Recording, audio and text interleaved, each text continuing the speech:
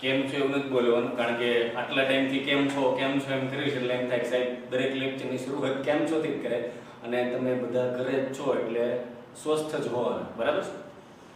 તો આપણે છેલ્લે જે તમે હાઈ ઓર્ડર થિંકિંગ દાખલા જોયા પૃષ્ઠફળ અને ઘનફળમાં, ત્યારે એવી વાત કરી હતી કે હવે આપણે 14મું ચેપ્ટર છે જે આંકડાશાસ્ત્ર, એનો અભ્યાસ કરશું.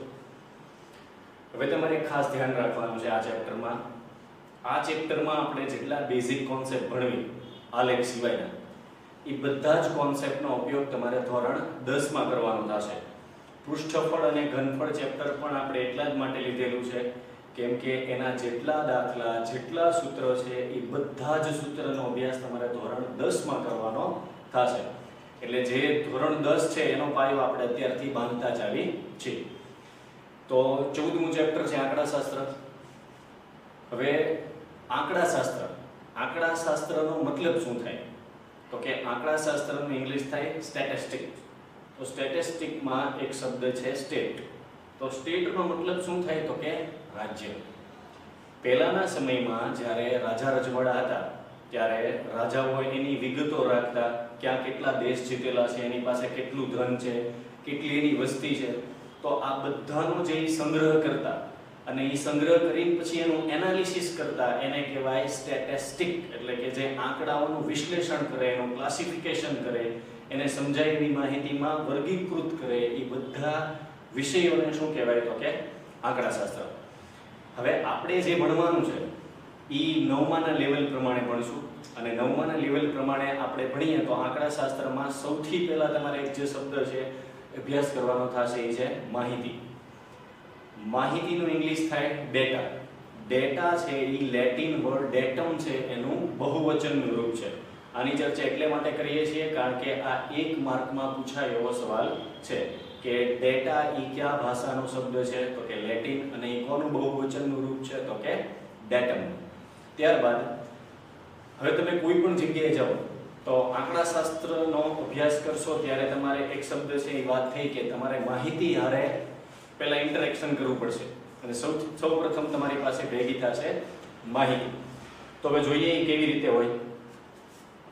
માની લો કે તમારા સ્પોર્ટ્સ ટીચર છે, એને ક્રિકેટની ટીમ બનાવી છે. તો એ ક્રિકેટની ટીમ બનાવવા માટે એને હાઇટવાળા છોકરા જોઈએ છે. તો એ શું કરશે? તો કે એની પાસે પહેલો એક સીધો રસ્તો એ છે કે એ ક્લાસમાં જાય અને દરેક વિદ્યાર્થીઓની ઊંચાઈ માપે, અને ઊંચાઈ માપ્યા પછી એનું એનાલિસિસ કરે, અને જે એને જોતી છે એ રેન્જમાં એની હાઇટ આવી જાય તો એ બધા વિદ્યાર્થીઓને એ અલગ તારવી લે. અથવા તો બીજો રસ્તો શું છે એની પાસે? તો કે એ ક્લાસ ટીચર પાસે જશે અને એનું રજિસ્ટર માંગશે, અને રજિસ્ટરમાં જે હાઇટવાળા છોકરા હશે એને એ અલગ તારવી લેશે. તો આ બેમાં સહેલું શું થાય? તો કે આ બેમાં સહેલું એ થાય કે સ્પોર્ટ્સ ટીચર છે એ વર્ગ શિક્ષક પાસે જાય અને એની માહિતીનો ઉપયોગ કરે. તો હવે એક વસ્તુ સમજો તમે, જો સ્પોર્ટ્સ ટીચર એક વ્યક્તિઓની હાઇટ માપશે અને એને ભેગી કરશે તો એના માટે એ થશે પ્રાથમિક માહિતી. કેમ? તો કે માહિતી પોતે ભેગી કરે છે, જાતે ભેગી કરે છે, એટલે એ માહિતી કેવી કહેવાશે? પ્રાથમિક માહિતી, જેને ઇંગ્લિશમાં કહેવાય પ્રાઇમરી ડેટા. પણ જો સ્પોર્ટ્સ ટીચર છે એને થોડુંક કામ એનું સહેલું બનાવવું છે તો એ શું કરશે? તો કે વર્ગ શિક્ષક પાસે જશે અને વર્ગ શિક્ષકને કહેશે કે ભાઈ તમારું રજિસ્ટર આપો. રજિસ્ટરમાં તમારી ઊંચાઈ, વજન, જન્મ તારીખ બધું જ લખેલું હોય. તો એમાંથી શું કરશે? તો કે ઊંચાઈ જોઈ લેશે અને જે હાઇટવાળા વિદ્યાર્થીઓ છે એને અલગ બોલાવી લેશે. તો ત્યારે સ્પોર્ટ્સ ટીચર માટે એ માહિતી ગૌણ માહિતી થશે. કેમ? તો કે એને એક માહિતી ઓલરેડી હતી, એની ઉપરથી એને એની જે કામ હતું એ કર્યું અને એનું વિશ્લેષણ કર્યું, એટલે એ માહિતી એના માટે કેવી થશે? ગૌણ માહિતી. તો આપણે જે બે માહિતીના પ્રકાર ભણ્યા એ કઈ છે? તો કે પ્રાથમિક માહિતી અને ગૌણ માહિતી. સમજાણું? પ્રાથમિક માહિતી એટલે જે તે વ્યક્તિ રૂબરૂ જઈ અને માહિતી ભેગી કરે એને કહેવાય પ્રાથમિક માહિતી. અને માહિતી આપેલી હોય અને એ માહિતી ઉપરથી જો એનું વિશ્લેષણ કરવામાં આવે તો એને કહેવાય ગૌણ માહિતી. તમારો જે પાઠ્યપુસ્તક છે એમાં 14.1માં બે સરસ મજાના પ્રશ્ન આપેલા છે, એ તમે જાતે સોલ્વ કરજો, બહુ જ સહેલા છે. અને એમાં તમારે ખાલી વિશ્લેષણ કરવાનું છે કે આમાંથી કઈ પ્રાથમિક માહિતી છે અને કઈ ગૌણ માહિતી છે. માની લો કે તમને ન્યૂઝમાં, ટીવી પર તાપમાનના આંકડાઓ દેખાડવામાં આવે તો એ તમારા માટે પ્રાથમિક માહિતી થાય કે ગૌણ માહિતી? ત્યારબાદ ચૂંટણીના રિઝલ્ટના આંકડાઓ દેખાડવામાં આવે, એ તમારી પાસે પ્રાથમિક માહિતી થઈ કે ગૌણ માહિતી, એ દરેક વસ્તુનું તમારે વિશ્લેષણ કરવાનું છે અને જાતે તમારે એનું ક્લાસિફિકેશન કરવાનું છે કે એને તમે પ્રાથમિક માહિતીમાં ગણશો કે ગૌણ માહિતીમાં. તો 14.1 બહુ નાનો એવો સ્વાધ્યાય છે, એમાં માત્ર 2 જ શબ્દોની તમારે સમજ મેળવવાની છે કે માહિતીના કેટલા પ્રકાર હોય, તો કે 2, એક છે પ્રાથમિક માહિતી અને એક છે ગૌણ માહિતી. ઓકે, ત્યારબાદ તો કે પહેલું સ્ટેપ જે આપણે ક્લિયર કરી લીધું કે આપણી પાસે બધી માહિતી ભેગી થશે. હવે માહિતી ભેગી થયા પછી એનું વિશ્લેષણ કરવું પડે. તો આ ચેપ્ટરમાં વિશ્લેષણ કરવા માટેની ઘણી બધી રીત આપેલી છે, એમાંની આપણે પહેલી રીતનો અભ્યાસ કરીએ. ચાલો, તો પ્રાથમિક માહિતી અને ગૌણ માહિતીનો અભ્યાસ કરી લીધા પછી હવે આપણી પાસે જે માહિતી ભેગી થઈ છે એનું એનાલિસિસ કઈ રીતે કરવાનું છે એની પહેલી રીતનો અભ્યાસ કરીએ, જે છે આવૃત્તિ વિતરણ કોષ્ટક. તો છેલ્લા 15 દિવસમાં ભાવનગરમાં કોરોના પોઝિટિવ દર્દીઓની દિવસ પ્રમાણે સંખ્યા કેટલી છે જેની વિગત તમને આપેલી છે. એટલે કે 5, 3, 8, 10, 15, 18 એ રીતે છેલ્લા 15 દિવસમાં કેટલા આવ્યા એ તમારે એનું આવૃત્તિ વિતરણ કોષ્ટક બનાવવાનું. હવે આ તો 15 દિવસની વાત છે. માની લો કે 30 દિવસ હોય, 60 દિવસ હોય, 3 મહિના હોય, 6 મહિના હોય, તો આ બધી માહિતી આ રીતે ભેગી કરાય નહીં. જે તે વ્યક્તિને આપવાની હોય એની પાસે એવી માહિતી હોવી જોઈએ કે જે એનું એનાલિસિસ બહુ સરળતાથી કરી શકે અને સરળતાથી એને સમજી શકે. તો એના માટે તમારે શું કરવાનું છે, તો કે તમે આવૃત્તિ વિતરણ કોષ્ટક સ્ટાર્ટ કરો એ પહેલા તમારે સૌથી નાનું અને સૌથી મોટું અવલોકન ગોતી લેવાનું. તો સૌથી નાનું અવલોકન કયું થશે? 3. સૌથી નાનું અવલોકન છે 3, એટલે કે અહીં લખી નાખીએ સૌથી નાનું અવલોકન 3. ત્યારબાદ તો કે સૌથી મોટું અવલોકન કયું દેખાય છે તમને? 18. ઓકે, અને જે 2 વખત આપેલું છે 18 છે એ આ માહિતીનું સૌથી મોટું અવલોકન છે. સૌથી મોટું અવલોકન 18. ત્યારબાદ શું કરશું તો કે આપણે વિસ્તાર ગોતશું. વિસ્તાર 18 - 3 એટલે કે 15. ઓકે, આ વિસ્તાર શું કામ ગોતવી છે સાંભળજો. વિસ્તારનો મતલબ તમે કયા એરિયામાં રહો છો એ વિસ્તાર નહીં. વિસ્તારનો મતલબ છે રેન્જ. માની લો કે અહીંયા આપણી રેન્જ કેટલી છે? 15 ની. તો 15 ની રેન્જ છે તો એ પ્રમાણે મને ખબર પડશે કે મારે વર્ગ લંબાઈ કેટલી લઈને હાલવાનું છે. માની લો કે સૌથી મોટું અવલોકન 100 હોય, સૌથી નાનું અવલોકન 100 હોય અને સૌથી મોટું અવલોકન 1000 હોય, તો અહીંયા તમે એમ કહેતા હોય કે સાહેબ 2 ની વર્ગ લંબાઈ લઈને હલાય ના, તો એ વિતરણ કર્યું ન કહેવાય. એ તો પાછી માથાકૂટ બધી એની જ રહે. તમારે 100 થી શરૂ કરીને 1000 સુધી જવું હોય તો 100 ના ગેપે હાલો અથવા તો 50 ના ગેપે હાલો, તો એ સરસ મજાનું વિતરણ થાય અને સામેવાળી વ્યક્તિને સરળતાથી સમજાય છે. તો આપણો વિસ્તાર કેટલો છે? બહુ નાનો એવો છે, 15 જ છે. તો સૌથી પહેલી કોલમ કઈ બનાવશો તમે? તો કે વર્ગ. સૌથી પહેલી કોલમ કઈ બનશે? વર્ગ. તો વિસ્તાર છે, સૌથી નાનું અવલોકન કયું છે? 3. સૌથી મોટું અવલોકન કયું છે? 18. તો તમારે વર્ગ લંબાઈ એ રીતે ગોઠવવાની છે કે આ તમારું સૌથી નાનું અવલોકન અને સૌથી મોટું અવલોકન આવી જાય. તો આપણે 5 ના ગેપે હાલીએ તો 0 થી 5, 6 થી 10, 11 થી 15 અને 16 થી 20. હવે જો આવૃત્તિ વિતરણ કરવાના 2 પ્રકાર, એક સતત આવૃત્તિ વિતરણ છે અને એક અસતત આવૃત્તિ વિતરણ છે.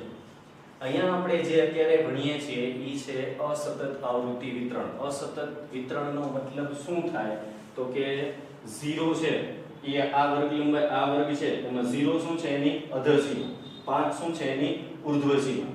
તો 0 થી 5 શરૂ ક્યાંથી થાય છે એની પછીનો વર્ગ? તો કે 6 થી 10, એટલે જ્યાં પૂરું થાય છે ત્યાં શરૂ થતું નથી. તો એને શું કહેવાય? અસતત આવૃત્તિ વિતરણ. પણ જો માની લો કે આમ હોય તો 0 થી 5, 5 થી 10, 10 થી 15, 15 થી 20, તો એને શું કહેવાય? સતત આવૃત્તિ વિતરણ.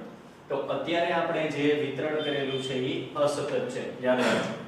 ઓકે, ત્યારબાદ શું કરશું તો કે આવૃત્તિ ચિહ્ન જોતા જઈએ। હવે તમારે શું કરવાનું છે તો કે એક એક અવલોકન જોવાનું છે અને ઈ કયા વર્ગમાં આવે છે એ તમારે નક્કી કરતું જવાનું છે। 5 તો 5 ક્યાં આવશે તો કે 0 અને 5 ની વચ્ચે જ્યાં આવે ત્યાં તમારે એક ઊભો લીટો કરવાનો છે। ત્યારબાદ છે 3 3 ક્યાં આવશે તો કે ઈ જ વર્ગમાં 0 થી 5। ત્યારબાદ છે 8 8 ક્યાં આવશે 6 થી 10 10 તો કે ઈ જ વર્ગમાં આવશે। 15 11 થી 15 માં 18 છેલ્લા વર્ગમાં 10 6 થી 10 માં 8 તો કે ઈ 6 થી 10 માં 9 ફરીવાર 6 થી 10 માં 4 લીટા થઈ જાય તો એક આડો લીટો કરી નાખવાનો। 5 ક્યાં આવશે તો કે 0 થી 5 માં 10 10 આવશે 6 થી 10 માં 12 12 ક્યાં આવશે તો કે 11 થી 15 માં 13 13 ક્યાં આવશે તો કે ઈ જ વર્ગમાં 11 થી 15 માં 14 11 થી 15 અને 18 તો ઈ છેલ્લા વર્ગમાં। તો હવે આવૃત્તિ ચિહ્ન થઈ ગયા 0 થી 5 માં 3 6 થી 10 માં આ કેટલા ગણવાના યસ 5 અને એક આ 6 અહીંયા કેટલા છે તો કે 4 ત્યારબાદ છેલ્લા વર્ગમાં છે 2। હવે શું કરશું આપણે અહીંયા આવૃત્તિની સંખ્યા લખશું। છેલ્લી કોલમ શું થશે આવૃત્તિની સંખ્યા। પહેલા વર્ગ માટે કેટલી થશે તો કે 3 ત્યાર પછીના વર્ગ માટે કેટલી છે 5 ને 1 6 એની પછીના વર્ગમાં છે 4 અને ત્યાર પછીના વર્ગમાં છે 2। તો એક વસ્તુ સમજો તમને કુલ માહિતી છે એટલે કે કેટલા દિવસની માહિતી છે ઓલરેડી પહેલેથી તમને આપેલું છે। તમને ખાલી શું કર્યું છે એનું ક્લાસિફિકેશન એનું વર્ગીકરણ કરેલું છે। બાકી કેટલા દિવસોની માહિતી છે એ તમને પહેલેથી ખબર છે એટલે રકમમાં જે કુલ આંકડો હોય ઈ જ કુલ આંકડો તમારે આવવો જોઈએ। એટલે કે કેટલા દિવસની માહિતી આપેલી છે 15 તો હવે જુઓ તો આ થઈ ગયા 6 ને 4 10 ને 3 13 ને 2 15 તો આપણે કેટલા દિવસનું વિતરણ કર્યું આ 15। તો બહુ સહેલી અને સાદી રીત છે। ખાલી તમને જે માહિતી આપેલી છે એ માહિતીમાં તમે સૌથી મોટું અવલોકન પસંદ કરો સૌથી નાનું અવલોકન પસંદ કરો અને એ પ્રમાણેનું વર્ગીકરણ કરો। વર્ગીકરણમાં તમે અસતત આવૃત્તિ વિતરણ રાખશો તો વધારે ફાયદો થશે કારણ કે સતત આવૃત્તિ વિતરણમાં કન્ફ્યુઝન થશે કે ભાઈ 5 0 થી 5 ને 5 થી 10 હોય તે ઉપર આવશે કે નીચે આવશે એવી કોઈ માથાકૂટમાં પડવું ન હોય તો અત્યાર પૂરતું એટલું યાદ રાખો કે આ રીતે જો સાદી પૂર્ણ સંખ્યામાં આપેલી હોય તો અસતત આવૃત્તિ વિતરણ કરવાનું। અસતત આવે ત્યારે આપણે એ જોશું। ઓકે હવે એક પોઈન્ટ વાળો દાખલો જોઈ લઈ। જો તમને સ્વાધ્યાયમાં તે આની પછીના જે દાખલા ભણશો એમાં પોઈન્ટ વાળા દાખલા આવશે તો એ કઈ રીતે ગણવાના। હવે ગણિતમાં જનરલી શું થતું હોય તો કે એક તો માઈનસની નિશાની મોટા બાબુ છે અને બીજું તો કે પોઈન્ટ વાળી જ્યાં રકમ આવે અથવા તો દાખલામાં ક્યાંક માઈનસની સાઈન દેખાઈ જાય એટલે એ દાખલો અઘરો થઈ જાય જોયા વગર જ અઘરો થઈ જાય એવું નથી। હવે જો અહીંયા આંકડાઓ ભલે પોઈન્ટમાં આપેલા છે પણ આપણું જે વર્ગીકરણ છે એ પૂર્ણ સંખ્યામાં જ રાખશું। એવું નથી કે આંકડા પોઈન્ટમાં આપેલા છે તો આપણે વર્ગીકરણ પોઈન્ટમાં કરવાનું છે નહીં। જોઈએ માહિતી છે છેલ્લા 20 દિવસમાં શહેરમાં તાપમાનના આંકડાઓ જેનું તમારે આવૃત્તિ વિતરણ કોષ્ટક બનાવવાનું છે બરાબર છે। તમને 3 માર્કમાં પૂછાશે તો આંકડાઓ તમને બોર્ડ ઉપર દેખાય છે એ પ્રમાણે છે। જે પ્રોસેસ આ દાખલામાં કરેલી છે એ જ પ્રોસેસ અહીંયા કરવાની છે। પહેલા તમે સૌથી મોટું અવલોકન ગોતી લો। સૌથી મોટું અવલોકન તો સૌથી મોટું અવલોકન પહેલા પોઈન્ટ નો જોવો પહેલા એની પૂર્ણ સંખ્યા ગોતો। 36 સિવાય કોઈ મોટું દેખાય છે નહીં તો અહીંયા છે 36.5 અને અહીંયા છે 36.8 બીજી વખત એ છે કાઈ વાંધો નહીં 36.8 છે એ આપણું થશે સૌથી મોટું અવલોકન। સોરી 36 નહીં આપણી પાસે હજી એક મોટું અવલોકન છે 38.8 કેવું છે 38.8 ત્યારબાદ તો કે સૌથી નાનું અવલોકન સૌથી નાનું અવલોકન તો કે 20 થી નીચેની કોઈ સંખ્યા દેખાય છે? યસ, 18 છે. એનાથી નીચેની કોઈ સંખ્યા દેખાય છે? નહીં. ઓકે, 18 બીજી વખત ક્યાંય નથી દેખાતા ને, એ જોઈ લેવાનું, કારણ કે અહીંયા 18.8 છે તો ત્યાં પાછું 18.2 નથી ને. 18.8 થી નીચેની કોઈ સંખ્યા દેખાતી નથી, તો આપણી નાની સંખ્યા આવશે 18.8. સૌથી મોટું અવલોકન 38.8, સૌથી નાનું અવલોકન તો કે 18.8. તો આપણો વિસ્તાર એટલે કે માહિતીની રેન્જ 38.8 માઈનસ 18.8. પોઈન્ટ પછી 8 જ છે એટલે 0 થવાનું. એકમનો અંક અહીં 8 જ છે, ન્યાય 0 થવાનું, એટલે તમે સીધું આવું વિચારી શકો કે 30 માંથી 10 જાય કેટલા વધે? 20. તો આ જે 20 છે એ છે માહિતીનો વિસ્તાર. બરાબર છે? તો હવે આપણે જોઈએ પહેલી કોલમ કઈ આવશે તો કે વર્ગ. વર્ગ ક્યાંથી શરૂ કરવાનો છે તો કે આપણું નાનું અવલોકન કયું છે? 18.8. તો હવે એવું જરૂરી નથી કે તમે 18.8 થી જ શરૂ કરો. ઈ આવી જતું હોય એવા એના નાના વર્ગથી શરૂ કરો. તો હું 10 થી સ્ટાર્ટ કરું છું. 10 થી 19, 20 થી 29, 10 થી 19, 20 થી 29, 30 થી 39, 40 થી 49. તમારે અટકવાનું ક્યાં છે તો કે 38.8. ક્યાં અટકવાનું છે? 38.8. ને શરૂ ક્યાંથી કરવાનું છે તો કે 18.8 ની નીચેથી. તો 10 થી 19, 20 થી 29 અને 30 થી 39. 39 નો મતલબ એમ થયો કે એમાં 38.8 છે એ આવી જાય છે, એટલે ત્યાંથી આગળ વધવાનું નથી. હવે ઘણાને એવો પ્રશ્ન છે કે સાહેબ તમે વર્ગ લંબાઈ કઈ રીતે નક્કી કરો છો? આપણે ફરીવાર હું રિપીટ કરું છું કે જે માહિતીનો વિસ્તાર છે એ ઉપરથી તમારે વર્ગ લંબાઈ નક્કી કરવાની છે. જેમ માહિતીનો વિસ્તાર વધશે એમ તમારી વર્ગ લંબાઈ પણ વધશે. માની લો કે રકમમાં કોઈ ચોખવટ નથી કરેલી અને મેં અહીંયા 10-10 ની વર્ગ લંબાઈ રાખેલી છે. માની લો કે તમે 5-5 ની વર્ગ લંબાઈ રાખો, ફેર પડશે નહીં. પણ પછી એવું ન હોવું જોઈએ કે માહિતીની રેન્જ 1000 ની હોય ને તમે 5-5 ની વર્ગ લંબાઈ રાખીને હાલો, બરાબર? તો તે 2-3 પન્ના સુધી ભરાય, એવું નહીં કરવાનું. એટલે ખાસ માહિતીનો વિસ્તાર જોવાનો અને એ વિસ્તાર પ્રમાણેની વર્ગ લંબાઈ નક્કી કરવાની. બરાબર છે? તો હવે જોતા જઈએ આપણે 20.8. 20.8 ક્યાં આવશે? 20 થી 29, 21.5 ઈ જ વર્ગમાં, 30.5 છેલ્લા વર્ગમાં, 35.5 છેલ્લામાં, 36.8 છેલ્લામાં, 32.3 ઈ છેલ્લામાં, 21.8 બીજા વર્ગમાં, 30.6 છેલ્લામાં. આની પહેલા શીખાય 4 લીટા પછી 5મો લીટો આડો માર દેવાનો છે એટલે ગણતરીમાં સહેલું પડે. 30.8 છેલ્લામાં, 32.3 છેલ્લામાં, 36.8 તો કે ઈ છેલ્લા વર્ગમાં આવશે, 31.8 ઈ છેલ્લા વર્ગમાં આવશે, 20.5 બીજા વર્ગમાં, 21.5 બીજા વર્ગમાં, 18.8 તો કે ઈ પહેલા વર્ગમાં આવશે. ખાતું ખોલાવ્યું છે જે પહેલા વર્ગે તો 38.8 છેલ્લા વર્ગમાં, 36.5 ક્યાં આવશે તો કે છેલ્લા વર્ગમાં, 30.7 ક્યાં આવશે તો કે છેલ્લા વર્ગમાં, 22.8 બીજા વર્ગમાં અને છેલ્લું અવલોકન છે 25.6. 25.6 આવશે બીજા વર્ગમાં. ઓકે, તો પહેલી કોલમ બનશે વર્ગ, જેમાં તમારે વર્ગ લંબાઈ નક્કી કરીને બધા વર્ગ લખવાના છે. બીજી કોલમ છે આવૃત્તિ ચિહ્ન, કે જેમાં તમારે જે વર્ગમાં જેટલી સંખ્યાઓ જેટલી વખત આવે છે એટલી વખત તમારે આવૃત્તિ ચિહ્ન કરતા જવાનું. ત્રીજી કોલમ બનશે આવૃત્તિની સંખ્યા.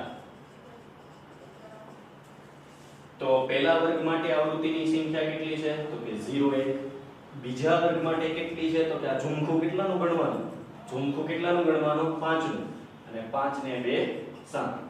ત્યારબાદ તો કે એક ઝુમખું, આ બીજું, એટલે 5 ને 5 10 ને 2 12. તો હવે જો હવે આની જે કુલ ટોટલ છે એ કેટલા થશે તો કે 7 ને 8 ને 12 ને 8 20 તો કુલ આવૃત્તિ કેટલી થશે તો કે 20 એટલે એક દાખલો આપણે પૂર્ણ સંખ્યા વાળો જોયો કે એનું આવૃત્તિ વિતરણ કઈ રીતે કરાય અને બીજો દાખલો જોયો કે જેમાં પોઈન્ટમાં આપેલું હતું તો એનું વિતરણ કઈ રીતે કરાય બે રીત એક જ છે ભલે એને પોઈન્ટમાં આપેલું રહ્યું પણ તમારે જે વર્ગ લંબાઈ લેવાની છે એ પૂર્ણ સંખ્યામાં જ લો અને યાદ રાખવાનું છે અત્યારે પૂરતું અસતત આવૃત્તિ વિતરણ કરવાનું છે ઓકે તો આ લેક્ચરમાં આપણે 14.1 માં જે પ્રાથમિક માહિતી અને ગૌણ માહિતી હતી એનો અભ્યાસ કર્યો અને 14.2 માં જે આવૃત્તિ વિતરણ હતું એનો અભ્યાસ કર્યો તો હવે મળશું આપણે નેક્સ્ટ લેક્ચરમાં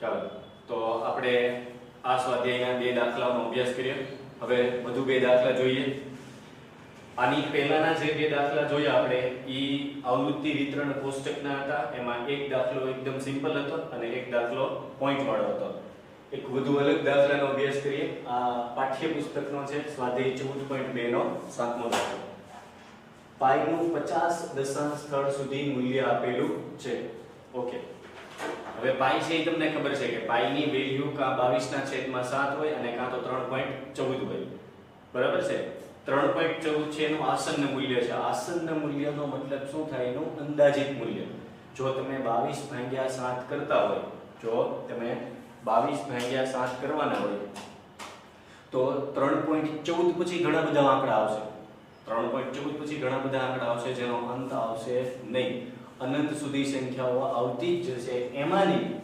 દશાંશ સ્થળ પછીની આપણે કેટલી સંખ્યાઓ લખેલી છે કે 50 નહીં 500 હોઈ શકે 5000 હોઈ શકે અને 50000 હોઈ શકે અને 5 લાખ પણ હોઈ શકે પોઈન્ટ પછી કેટલી સંખ્યાઓ આવે છે નિશ્ચિત છે નહીં 22/7 નો ભાગાકાર કરતી વખતે તો અહીંયા આપણે કેટલી સંખ્યાઓ છે તો કે 50 હવે એ 50 સંખ્યાઓનું આપણે આવૃત્તિ વિતરણ કોષ્ટક કરવાનું છે કે 0 થી 9 વચ્ચે આવતી સંખ્યાઓ કઈ સંખ્યા કેટલી વખત આવે છે તો તમને યાદ હોય તો આની પહેલાના દાખલામાં આપણે એવું કરતા હતા કે સૌથી નાનું અવલોકન સૌથી મોટું અવલોકન ઓકે આ દાખલો થોડો અલગ ટાઈપનો છે આમાં સૌથી નાનું અવલોકન સૌથી મોટું અવલોકન એવું કંઈ કરવાની જરૂર છે નહીં માત્ર તમે અહીંયા લખો પહેલા પહેલી કોલમ બનશે સંખ્યા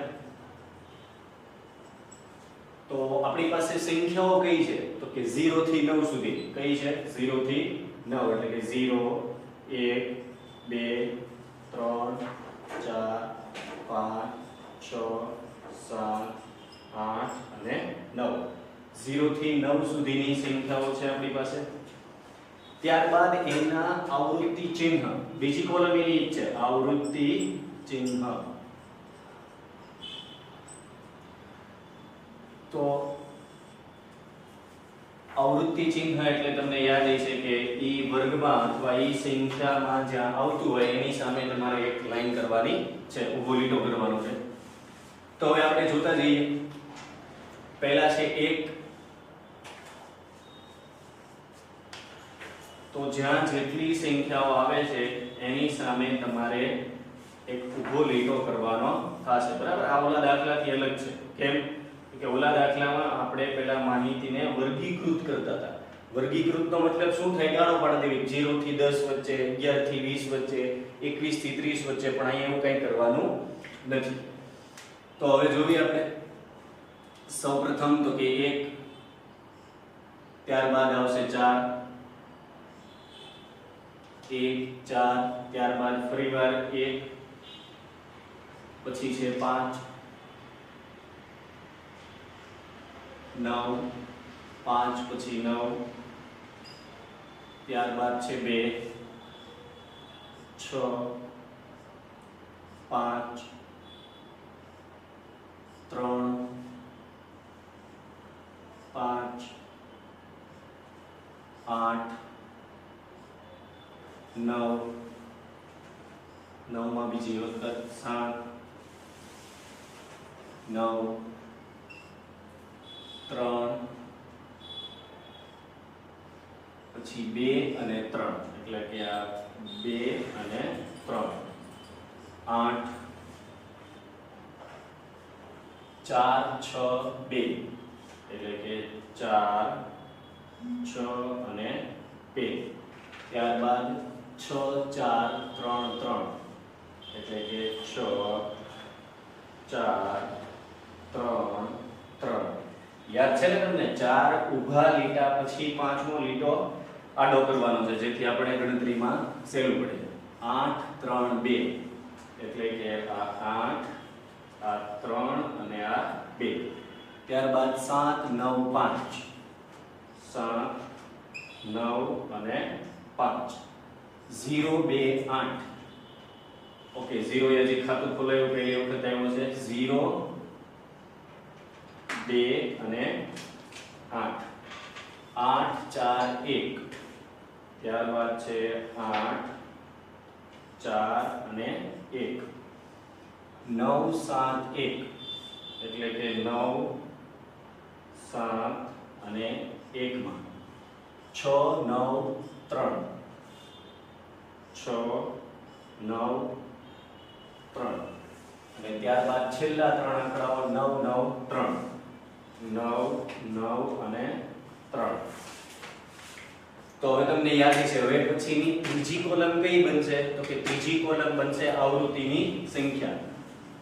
આવૃત્તિની સંખ્યા એટલે કે જે તમારે ત્રીજી કોલમ બનાવવાની થઈ છે એ છે આવૃત્તિની સંખ્યા. તો હવે શું કરશું? તો કે આપણે જેટલા આવૃત્તિ ચિહ્ન બનાવેલા છે એ દરેક આવૃત્તિ ચિહ્નની ગણતરી કરશું. અને તમારે એક ખાસ વસ્તુનું ધ્યાન રાખવાનું છે. એ શું છે? તો કે 50 દશાંશ સ્થળ સુધીની સંખ્યાઓ લખેલી છે એટલે આ બધા આંકડાઓ ક્યાં સુધી છે? 50 સુધી. એટલે એનો મતલબ શું થયો? તો કે આપણે તો માત્ર એનું વિભાજન કરેલું છે કે 0 કેટલી વખત, 1 કેટલી વખત, 2 કેટલી વખત, પણ એ બધું થઈને ટોટલ કેટલા થવા જોઈએ? 50. ચાલો ગણીએ. 0 કેટલી વખત આવ્યો? તો કે 1 વખત. 1 કેટલી વખત છે? 4 વખત. 2 કેટલી વખત આવ્યો? આ ઝુમખું કેટલાનું ગણવાનું? તો કે 5 નું. ત્યારબાદ તો કે આ કેટલા છે? યસ 5 અને 3 8. આ કેટલા છે? તો કે 4. આ ફરી વખત 4. ત્રીજી વખત હેટ્રિક મારી 4. આ કેટલા છે? તો કે 2. આ 5 અને 1 6 અને આ છે 5 અને 3 8.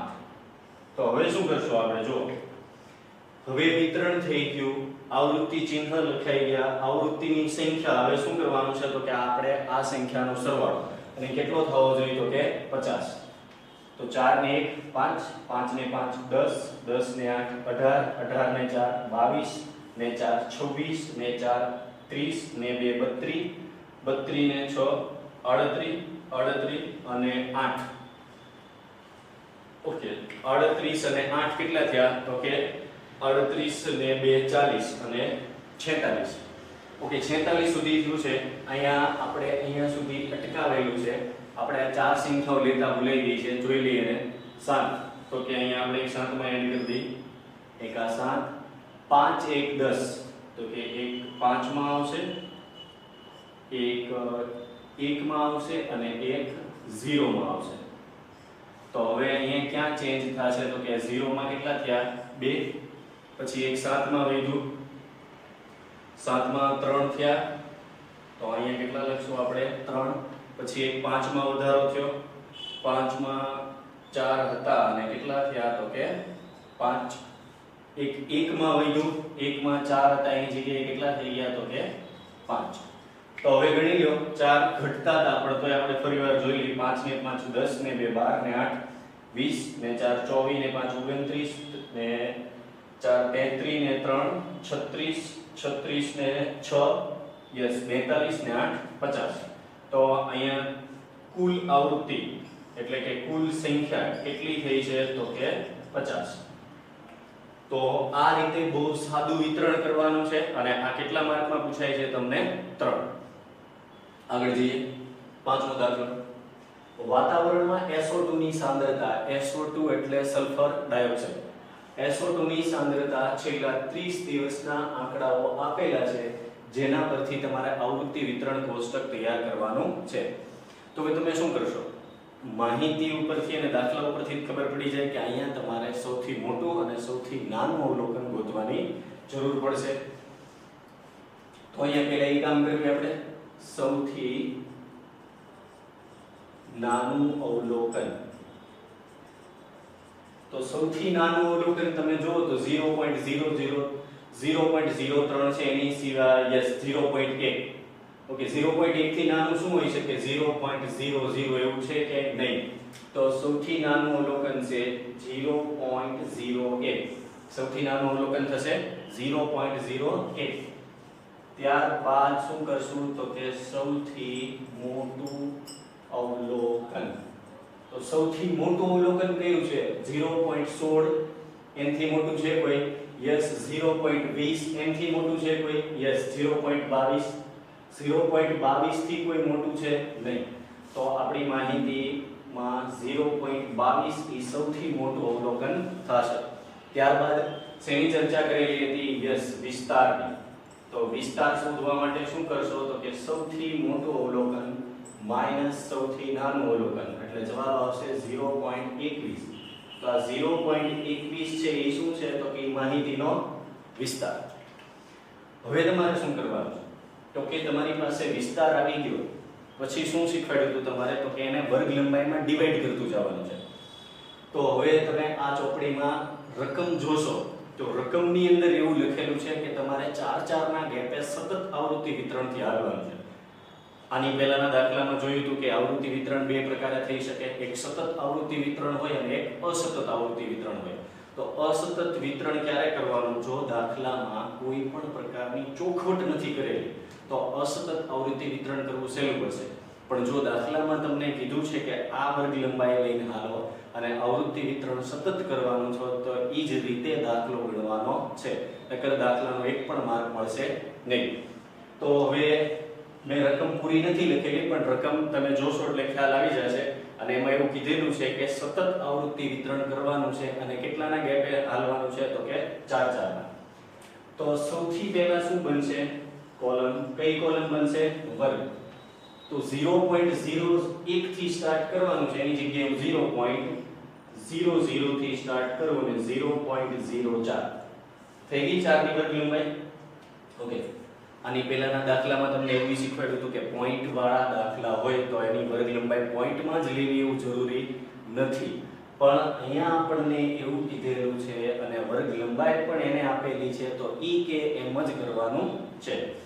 ચલો તો હવે આગળ વધીએ. 0.04 થી 0.08, 0.08 થી 0.12, 0.12 થી 0.16, બરાબર ને? 4 ને 4 8 ને 4 12 ને 4 16, પછી 0.16 થી 0.20. ઓકે, આપણું સૌથી મોટું અવલોકન કયું છે તો કે 0.22, એટલે હજી એક વર્ગ વધારી લ્યો એટલે કે 0.22 થી 0.26. 4 ને 4 8 ને 4 12 ને 4 16 ને 4 20 ને 4 24. સોરી, અહીંયા થશે 0.20 થી 0.24. તો આ જે પહેલી કોલમ છે એ વર્ગની બને છે અને છેલ્લો વર્ગ આપણો થયો છે 0.20 થી 0.24. એનો મતલબ એમ થયો કે આપણું જે મોટું અવલોકન છે આવી ગયું. શરૂ ક્યાંથી કર્યું તો કે 0.00 થી. એનો મતલબ એમ થયો કે આપણું નાનું અવલોકન પણ આવી ગયું છે. ત્યારબાદ શું કરશું તો કે આવૃત્તિ ચિહ્ન. તો આવૃત્તિ ચિહ્નમાં જોઈએ 0.03. 0.03 ક્યાં વર્ગમાં આવશે તો કે પહેલા 0.08. ઓકે, આ ચર્ચા પણ આપણે થઈ ગયેલી છે કે 0.08 અહીંયા પણ છે, 0.08 અહીંયા પણ છે. સતત આવૃત્તિ વિતરણ હોય ત્યારે હંમેશા એની અધસીમા ગણાય, એટલે કે 0.08 અહીંયા ગણાયેલું નથી, 0.08 એની નીચેના વર્ગમાં ગણાયેલું છે. અને શોર્ટ એન્ડ સ્વીટ યાદ રાખવું હોય તો નીચેના જે 0.08 છે બધા જ્યાં રિપીટ થાય છે એમાં નીચેની જે સંખ્યા છે ત્યાં તમારે કાઉન્ટ કરવાની છે. તો 0.08 અહીંયા આવશે. ફરી વખત 0.08. તો આ રીતે વિતરણ કરતું જવાનું છે અને આપણે કુલ કેટલી કેટલા છે ઈ છે જેનું ધ્યાન રાખવાનું છે. કુલ કેટલા લાવવાના છે આપણે, કુલ કેટલા લાવવાના છે તો કે 30. આગળ વધીએ. 0.09 ક્યાં આવશે તો કે ઈચ વર્ગ લંબાઈમાં. 0.04 નીચે. 0.17 0.16 0.16 એટલે નીચે. 0.05 0.02 0.06 0.18 0.20 0.20 ક્યાં આવશે નીચે. 0.11 0.11 એટલે 8 અને 12 ની વચ્ચે. 0.08 ક્યાં લેવાના છે નીચે. 4 લીટા થઈ ગયા, પાંચમો લીટો આડો. 0.12 0.12 ક્યાં આવશે તો કે નીચે. 0.13 ઈજ વર્ગ લંબાઈમાં. 0.22 છેલ્લા વર્ગમાં. 0.07 ક્યાં આવશે તો કે 4 થી 8 માં. 0.8 ક્યાં લેવાનું છે નીચે. 0.1 0.1 ક્યાં આવશે તો કે 0.04 0.00 અને 0.04 ની વચ્ચે. 0.10 8 થી 12 ની વચ્ચે. 0.06 ક્યાં આવશે તો કે 4 થી 8 ની વચ્ચે. 0.09 ક્યાં આવશે 8 થી 12 ની વચ્ચે. 0.18 16 થી 20 ની વચ્ચે. 0.11 પરિવાર 8 થી 12 ની વચ્ચે. 0.07 ક્યાં આવશે 4 થી 8 ની વચ્ચે. 0.05 પરિવાર 4 થી 8. 0.7 ઈજ વર્ગમાં. 0.01 પહેલા વર્ગમાં અને 0.04 એટલે કે નીચેના વર્ગમાં. તો આ તમે જોયું ઈ છે આવૃત્તિ ચિહ્ન. હવે છેલ્લી કોલમ છે એ કઈ બનશે તો કે આવૃત્તિની સંખ્યા. છેલ્લી કોલમમાં શું લખવાનું છે તો કે આવૃત્તિની સંખ્યા લખવાની છે કે તમે જે ઊભા લીટા કરેલા છે એની સંખ્યા કેટલી થઈ છે. તો હવે જો પહેલામાં કેટલા છે તો કે 4, બીજામાં કેટલા ગણવાના આને 5 અને આ 4 9. ત્યારબાદ આને કેટલા ગણવાના 5 અને આ 4 9. આ કેટલા થશે તો કે 2. આ કેટલા થશે 4. અહીંયા લખેલા છે 2. તો હવે આનો આપણે સરવાળો કરશું અને તમને ખ્યાલ જ છે કે આ આંકડાઓ 30 દિવસના આપેલા છે. માત્ર આપણે એનું ક્લાસિફિકેશન વર્ગીકરણ જ કરેલું છે.